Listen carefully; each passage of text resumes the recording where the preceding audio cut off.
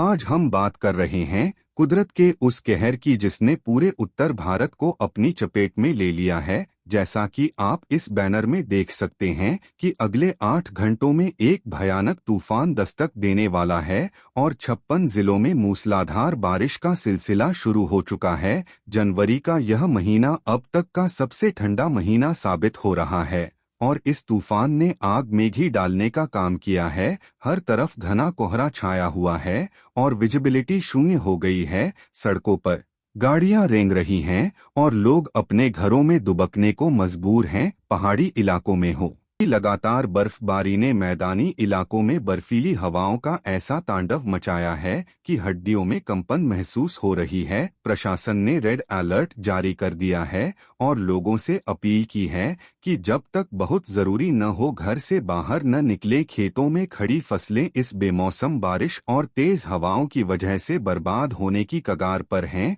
जिससे किसानों के चेहरे पर चिंता की लकीरें साफ देखी जा सकती हैं। चाय की दुकानों और अलाव के पास लोगों की भीड़ लगी है, लेकिन इस ठिठुरन के आगे सब बेअसर साबित हो रहा है। यह तूफान अपने साथ ऐसी तबाही कर आया है जिससे बिजली के खंभे गिर रहे हैं और यातायात पूरी तरह बाधित हो गया है। स्कूलों और कॉलेजों में छुट्टियां घोषित कर दी गई हैं क्योंकि बच्चों के लिए इस कड़कड़ाती ठंड में बाहर निकलना जानलेवा हो सकता है। बेघर लोग रैनबसेरों की तलाश में इधर उधर भटक रहे हैं और समाज सेवी संस्थाएं कंबल बांटने का काम कर रही हैं, मगर कुदरत का यह मिजाज थमने का नाम नहीं ले रहा है। मौसम विभाग की माने तो आने वाले कुछ दिनों तक राहत की कोई उम्मीद नहीं है और तापमान में और भी ज्यादा गिरावट दर्ज की जा सकती है। ऐसे में हम सभी एक दूसरे की मदद करनी चाहिए और जानवरों का भी ख्याल रखना चाहिए जो इस ठंड में खुले आसमान के नीचे रहने को मजबूर हैं। इस बैनर की चेतावनी को हल्के में न लें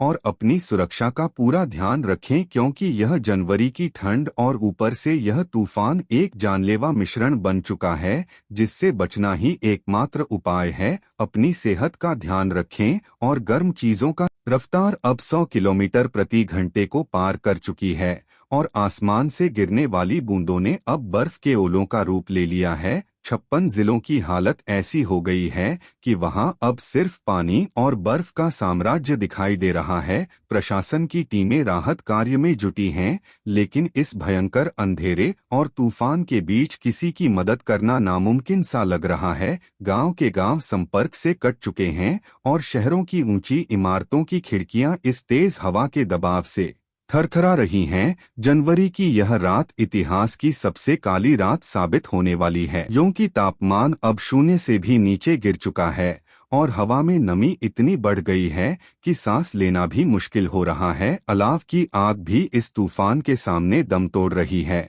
और लोग अपने घरों के अंदर कंबल और रजाइयों में लिपटे हुए बस सुबह होने का इंतजार कर रहे हैं। लेकिन क्या यह सुबह कोई राहत लेकर आएगी या फिर तबाही के और भी निशान छोड़ेगी, यह कहना अभी बहुत मुश्किल है। जानवरों का बुरा हाल है, पक्षी पेड़ों से गिर रहे हैं और खुले में रहने वाले लोग जिंदगी की जंग लड़ रहे हैं। सड़कों पर खड़ी गाड़ियां अब सफेद चादर से ढक चुकी हैं और रेल